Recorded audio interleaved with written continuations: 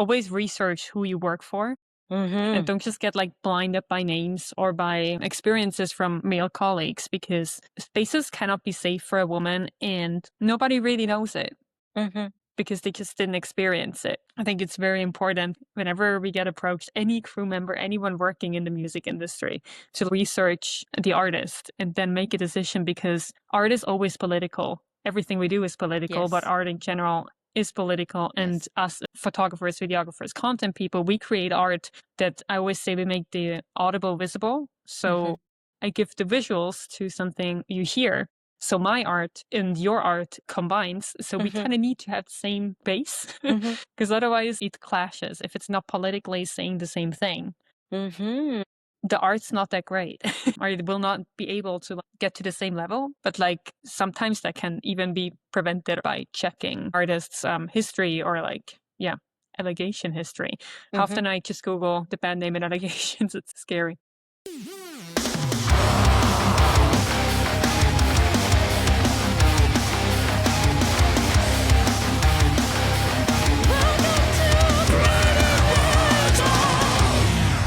This episode is the second part of a heavy but very important conversation. If you haven't yet, please go back in this same feed and listen to the first part. Be advised that they contain possibly triggering topics, and listen with care. What would you advise to bands confronted with such a situation? How do you think bands could manage better when all of a sudden there are allegations against some of their band members? One step before it comes out, because if you're living in such a small space with these people, there is very little chance that nobody noticed anything. It starts way earlier before things come out. So if a crew member or a band member notice anyone overstepping any boundary, and usually people overstep these tiny boundaries, like you mentioned, a comment, a sexist comment, or just having groupies backstage, or like having young, pretty women, or giving them extra stuff and things like that. Overstepping the small boundaries are not illegal or not crimes yet, but just are questionable.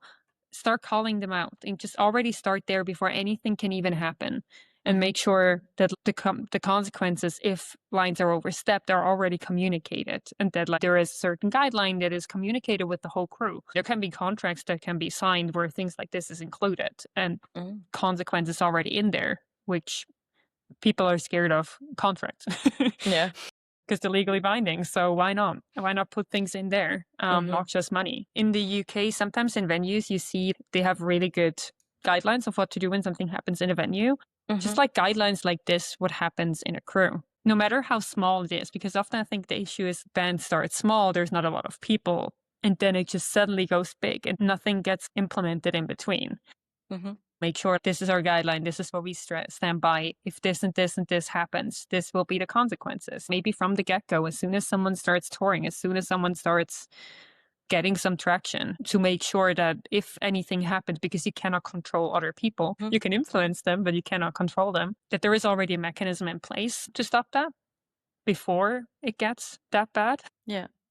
Because in this case, checking your new hires, which I think in other jobs is so common, but we don't really do that a lot in music or in touring, because it's all networking. This person got recommended, or this one is good, or they're really nice to hang with, and so on. There's not a lot of background checks happening. Sometimes it's very last minute, like, hey, yo, you got recommended to me, can you come next week?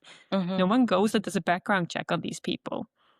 So especially when it comes to men. Again, it goes both ways, but it's just a teeny tiny percentage the other way. I just don't want to exclude men who are abused, because that happens too. Like you mentioned it briefly before. But yeah, just doing background checks. So a lot of these people, they have felonies in their records, and people don't even see that. That would be so easy to find out. Just like do a little thing, just like ask people around if you heard anything, if there is ever anything that happened, or ask maybe your new hires the very simple questions like, what is your opinion about XY? Would be better even if you could ask a woman. Exactly.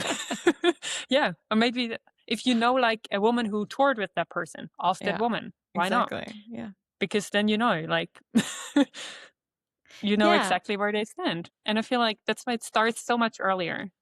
Yes, I love it. I love it, because the approach on prevention is actually what all of society should be making. You absolutely got me there, because it's not about handling a problem that explodes already. It's actually about preventing abuse from happening at all. So I love that. And I do think that all of the things you've mentioned are very doable for a band of any size.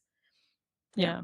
I feel like the one point when it's already too late, like when, like you said, when there needs to be a statement because there is a legal case and like serious allegations for crimes, then you don't always have that much choice because then there are big lawyers involved. Then there is a lot of money. Then it just gets much thinner with what you're Exactly. actually able to do. So, like you said, like what Parkway Drive is doing, I also think that's like a really good way to handle it. Still staying in these lines, but still being very transparent and very open. But you can see in these like notepad apologies how this is just lawyer dictated to be safe because every little bit you give can be used against you. And that's smart from a legal standpoint. Everybody would recommend that. No good lawyer would recommend to go and give even more food.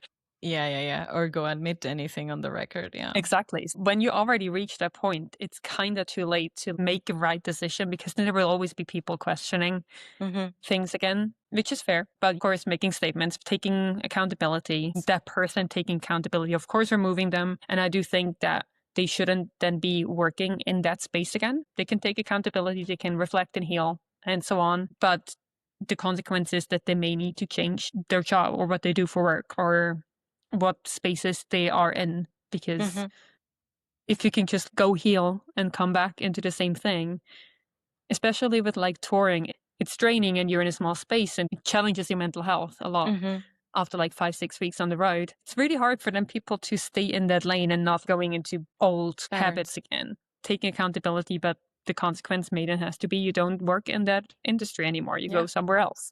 You do something else. The world is big. Life is huge. We live in an open world game. You can do whatever you want. You have loads of options to do something else. Yeah. But yeah, especially taking victims and survivors serious. Yes. Yeah. And listen to what they want, also what they think is good, and making sure they don't feel scared with what they can say and what they cannot say.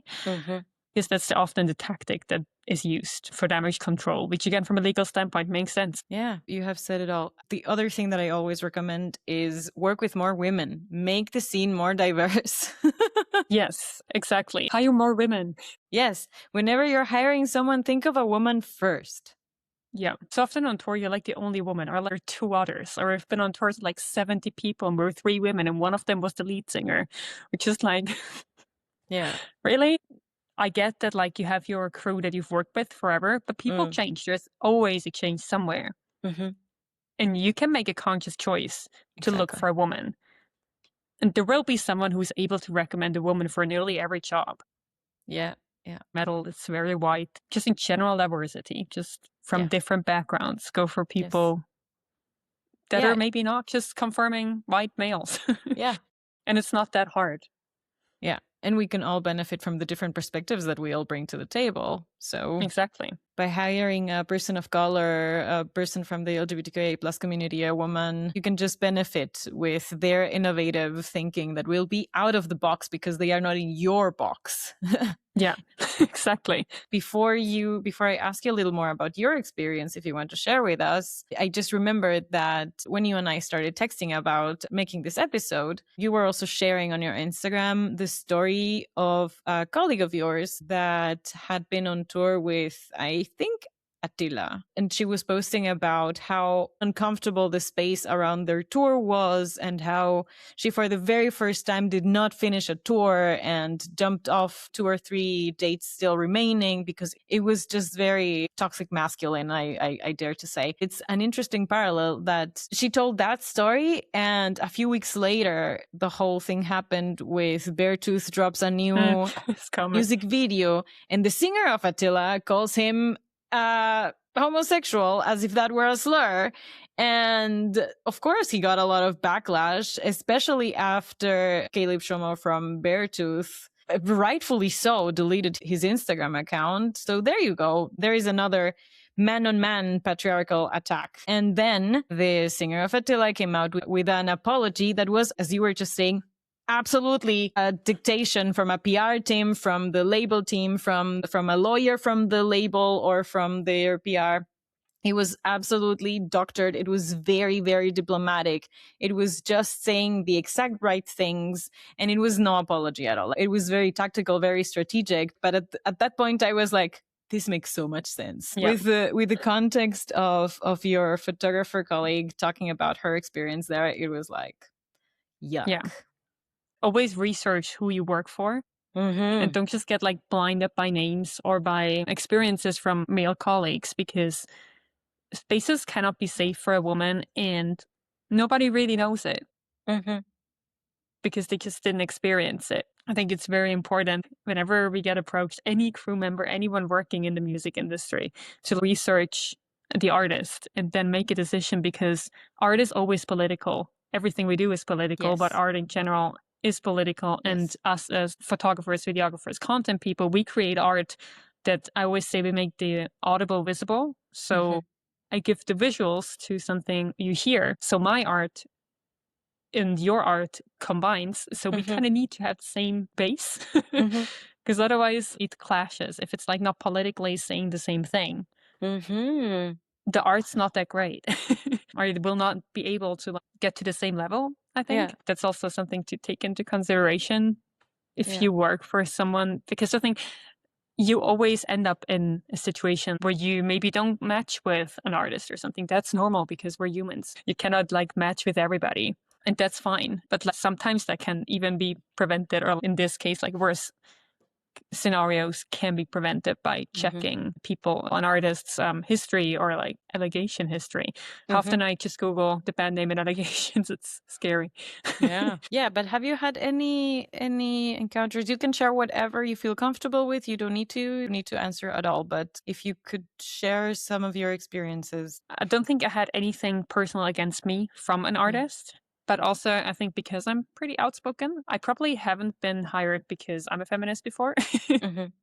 Which again, fine, because then our art probably will not match. Another space, which is now not directly from the artist, but more from like the audience or venue staff. Every time I post something about this, I always get loads of stories, and it's really scary. Being also assaulted in like the audience, ass grabs, like being physically hit and stuff like that. It happens to everyone. It also happens to male colleagues. I've heard stories of male colleagues being hit in the face and stuff, and they just wanted to go through the crowd. But it's much more sexualized for women. Big shows, there will always be ass grabs. It's so bad, but it's so common. Like, because you turn around and they're gone. They're anonymous, and you have no chance to like get them anything. I had colleagues drinks being thrown down their cleavage. I've been like, hit by someone who held my shirt and started hitting me. What? Because I brushed her jacket and it fell down in the audience. Yeah, and there's so many stories like this. And every time I post something like this, I always get so many stories back.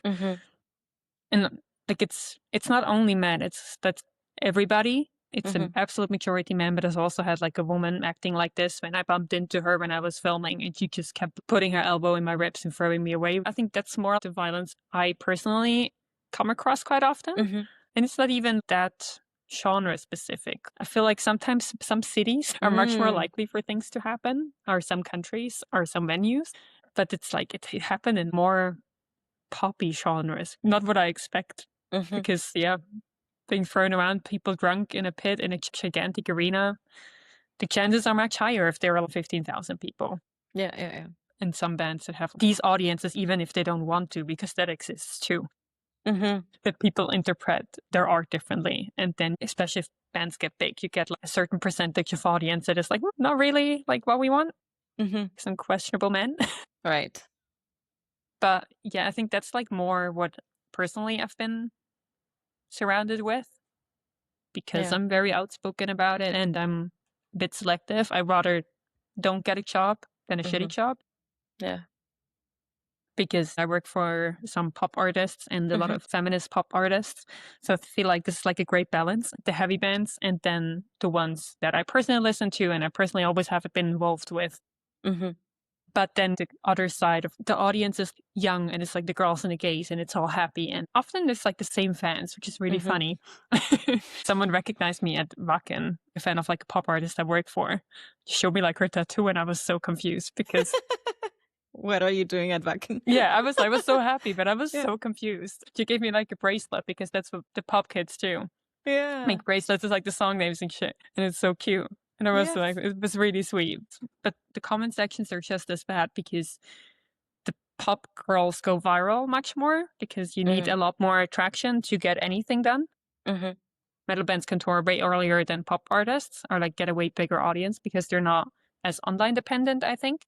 Mm-hmm. One artist I work for just a song called Not All Men, and whenever that one goes viral, you can imagine the comment section. It's Yeah. horrible. Do not go Ooh, in which there. band is that? Morgan St. Jean. I love her. But just don't click on these comment sections. But yeah, it gives a lot of tractions. It gives a lot of views. It makes you go viral. So it Yeah. enables the art to actually continue and reach the right audience. Oh, that's good. Yeah. I've been just talking about this recently, how the algorithm is made for rage and encourages the negative comments online. But in that specific application and example, it's actually a good thing. Yeah, you have like millions of views on these videos, and that's half the women who can relate to, and it's really sad. And then it's all of these men being so offended by shit like that, which tells you enough about them because Yeah. go to therapy and like confront your feelings. Yes. She has another song called Haters Pay My Bills. Nice. It's got a reaction to it. Yes. It's just more than of as like a security problem for artists if they speak up. And you see with like big ones like Taylor Swift and stuff, for sure, then have to be very careful with what they're saying because they're endangering their fans and everybody around them. But like, you know, the bomb threats with like shit to cancel Vienna shows, and like there was like a massacre in the UK with like a kids Taylor Swift party being attacked and stuff like that. So crazy. That's the other side where you just have to be careful with what you're saying because you're literally just endangering your fan hundreds base. of thousands of people, which is insane. Crazy. And it's always men. Yeah. It's never a woman who's doing these crazy things. Yeah. Yeah, true. Which is, again, we're failing men with the right support and having them safe, which is what the patriarchy does. Exactly. So, yeah. Exactly. Yeah. So we're failing everybody. Yeah. Yeah, the patriarchy is failing us all, is making all of our lives more difficult. That is absolutely true. During your photography career, have you other examples of where you have made use of your legal knowledge? It's more of border stuff, paperwork. Oh, well. Sometimes even just saying that you have a law degree like gives you power. They see you in a different light if they know you know shit or you went through all of that. But yeah, when men reach out and they ask because they're scared of being canceled, just being able to communicate that, I feel like it gives you skills to reflect and to assess situations. I used to be a nurse 10 years ago. I probably used that more because people injure themselves. Little wounds and shit, or people faint or whatever. I like to collect skills, and it all comes together in touring. Yeah.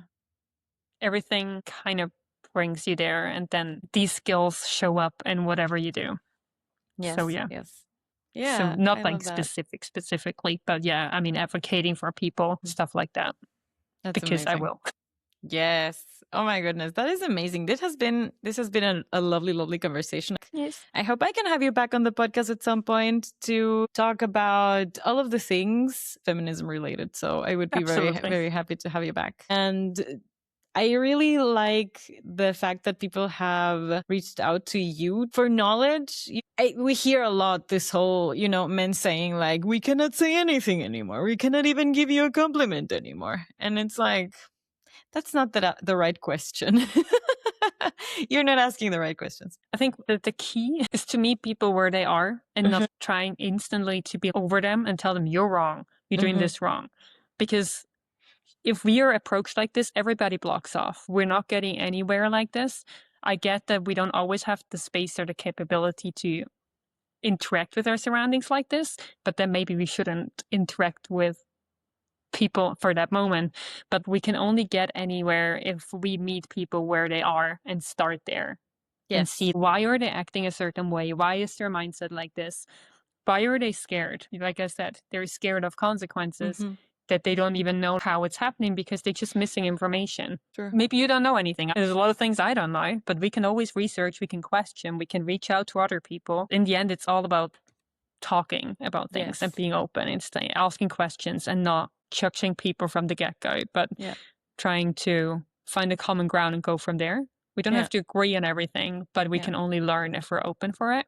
Yeah, absolutely. But it cannot fall on women, trans people, LGBTQIA plus people to approach all of the rest of the world's population and educate them. For our listeners out there, next time you think, oh, I can't say anything anymore, I can't make a joke, I can't give you a compliment anymore, how about you approach the same situation with a little more curiosity and ask what would be a funny joke to make in this situation, to laugh with the person instead of at them and making them smaller or whatever, you know? Maybe just ask yourself or your friends, and always keep your male friends around you accountable. Yeah, I think that's how we can wrap up this time. But tell me, what's your favorite thing about your job? So many things. Been traveling for longer than I've been touring, but I feel like traveling prepared me for touring because I don't live anywhere. I love this little bubble of like that becomes a family, and you're kind of forced to be with these people, and you learn to know them very intimately or deeply, because you will sit together like late at night and have conversations, and it's often like this, it goes deep pretty fast, and I really like that. Like I like to connect with people. And it's like everybody's neurodivergent. The whole industry is. Yeah. I find it really easy just to be yourself, and you don't have to like act you're somebody else. I love that it's full of art in everything. I love to create with, like, personally, I love to create with someone's art. Like I said, making the audible visible, to like put my vision on things. If people hire me, I hope they hire me because they like my approach, my art approach. Because like you don't buy any painting, you know, Right. by an artist you like. So that's why not every artist will match with every content person, photographer, graphic designer, or whatever, every creative job. So that's kind of a really nice collaboration. I love to have multiple aspects. Having the creative part of creating content, making concepts, planning everything through. I do love the combo with social media because then you can push it out, adjust what you're doing, and see how it gets to people, make sure that it gets to people in the right way, or actually reaches as many people as it can get. Yeah. Nice. Yes, it's really nice to go to the concert and watch the photos and the videos and the content the band made afterwards, or when I cannot go, to see how the band is performing elsewhere. And as you were saying, it's really beautiful to be able to see that and not only hear it. So it's lovely. Yes. To do something else every day so it still reaches people and it doesn't get boring. I really like that aspect, to like think of new creative ways to like reach people, to always find something new, because nobody wants to see the same recap 30 times, but also the ones who were there, and just find like new ways, which also there's like a psychological aspect in this as well. So it's everything you do in life coming together, and you can bring it in to make sure you can emotionally reach the people as well. Yes. Beautiful. Thank you so very much. You've been so Thank you generous for with your knowledge and with your time. I will put all of your links in the description. And that has been it. Thank you so much, everyone, watching, listening, and also watching live. Don't forget to subscribe and come back, bring your friends. Bleeding Metal is hosted, produced, and edited by me. I'm Kiki GG87 everywhere. Subscribe now to the Bleeding Metal podcast, wherever you listen, and on YouTube. I will see you very soon.